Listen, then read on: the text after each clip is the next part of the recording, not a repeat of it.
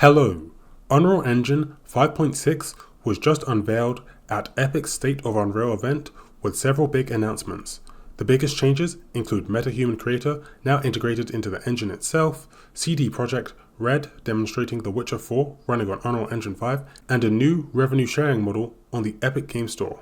In this video, I'm going to cover everything that was announced at this event, so make sure to like and subscribe to keep up with everything Unreal Engine. Okay, first up we have the Metahuman Creator integration.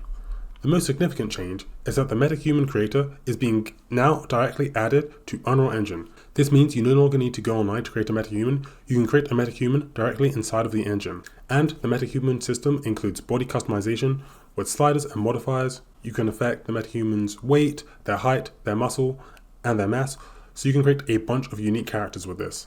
There's also a new clothing system that will automatically fit outfits to your metahuman's body. The Metahuman animator also got some improvements too.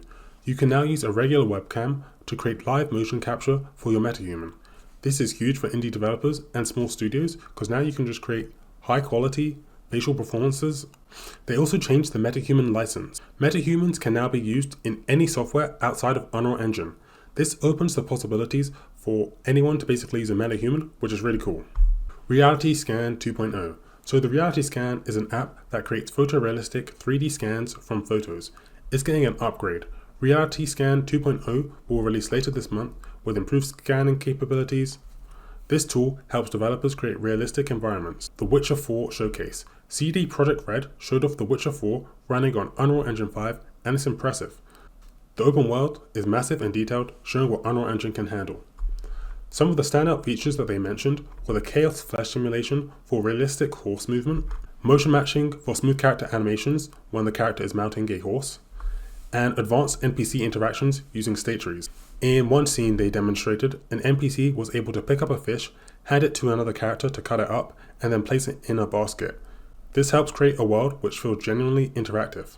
They also showed off the updated nanite foliage system with voxel-based optimization. This allows for incredibly detailed vegetation that responds to environmental changes. Epic is making significant changes to their store's revenue model. Starting June 1st, developers keep 100% of the net revenue of the first 1 million when using their own payment system. This is absolutely huge. They're also introducing a web shop system where developers can create in-app purchases and keep 100% of the net revenue. Next, we have Unreal Engine Editor for Fortnite updates.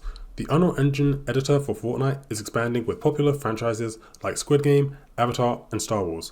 Developers can create experiences within Fortnite using these IPs. The future of Unreal Engine 6. Tim Sweeney shared Epic's long-term vision. They want to combine Unreal Engine and Unreal Engine for Fortnite into Unreal Engine 6, creating a unified platform. Some of the key concepts for Unreal Engine 6 include cross-platform deployment, where games work across multiple platforms with minimal extra work, a unified item economy, where cosmetics could work across different Unreal Engine games. So, what are your thoughts on these updates? Let me know in the comments. That's all for this video. Make sure to like and subscribe if you enjoyed, and check out the video I'm going to put on the screen for the best way to learn Unreal Engine this year.